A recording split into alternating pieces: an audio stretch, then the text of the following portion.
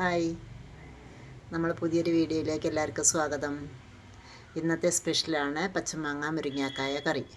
അപ്പം നമുക്കിപ്പോൾ സീസണാണ്, നിറയെ പച്ചമാങ്ങ ഉണ്ട്, അതേപോലെ മുരിങ്ങാക്കായ നിറയെ കിട്ടുന്ന സമയമാണ്. അപ്പോൾ അത് വെച്ചൊരു അടിപൊളി കറി ഉണ്ടാക്കി നോക്കാം. പോവാം വീഡിയോയിലേക്ക്.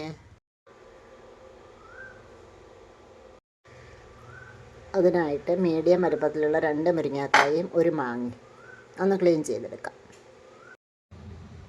മുരിങ്ങക്കായ ക്ലീൻ ചെയ്തെടുത്തു. മാങ്ങ കഷ്ണം മുറിച്ച് സ്ക്വയർ കഷ്ണങ്ങളാക്കി മുറിച്ചെടുത്ത് വെച്ചിട്ടുണ്ട്. ഇനി നമുക്ക് മുരിങ്ങക്കായ ഒരു 1/2 കപ്പ് വെള്ളം ഒഴിച്ച് ഒന്ന് നന്നായിട്ട് വേവിച്ചെടുക്കാം. നമ്മുടെ ചട്ടി അടുപ്പത്ത് വെച്ചു. മുരിങ്ങക്കായ ഇട്ട് കൊടുക്കാം,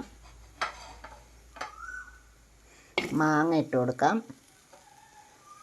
2 പച്ചമുളക്, എന്നിട്ട് ഒരു 1/2 കപ്പ് വെള്ളം ഒഴിച്ച്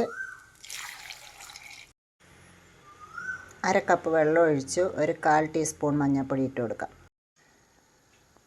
1/4 ടീസ്പൂൺ ഉപ്പ്,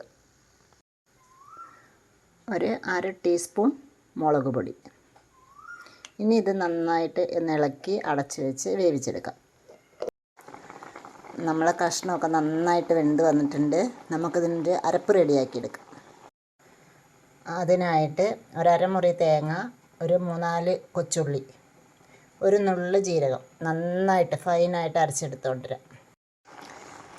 നമ്മളെ കഷ്ണമൊക്കെ നന്നായിട്ട് വെന്ന് വന്നിട്ടുണ്ട്. നമുക്ക് അരപ്പൊഴിച്ച് കൊടുക്കാം.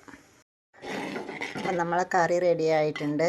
പാകത്തിന് കുറുകി വന്നിട്ടുണ്ട്. ഇനി ഇത് ചട്ടിയിലിരുന്ന് ഒന്നുകൂടി കുറുകട്ടോ. ഇതൊരുപാട് കറി ഇങ്ങനെ എന്താ പറയുക, വെള്ളം പോലെയാണെന്നൊന്നും തെറ്റിദ്ധരിക്കല്ലേ. ഇത് ചട്ടിയിലിരുന്ന് ഒന്നുകൂടി കുറുകി നല്ല സെറ്റാവും. നമുക്കപ്പോഴേക്ക് ഇതിനൊരു താളിപ്പ് റെഡിയാക്കാം. ചട്ടി അടുപ്പത്ത് വെച്ച് അതിലേക്ക് ഒരു 2 സ്പൂണ് എണ്ണ ഒഴിച്ച് കൊടുത്ത് അതിലേക്ക് ഒരു ടീസ്പൂൺ കടുകിട്ട് പൊടിയായിട്ടിരുന്ന സവോള ഇട്ട് കൊടുക്കാം, 2 കറിവേപ്പില ഇട്ട് കൊടുക്കാം.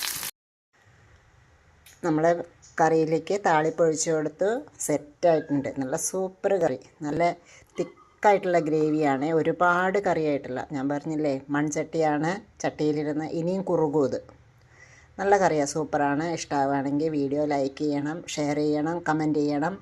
Thank you so much.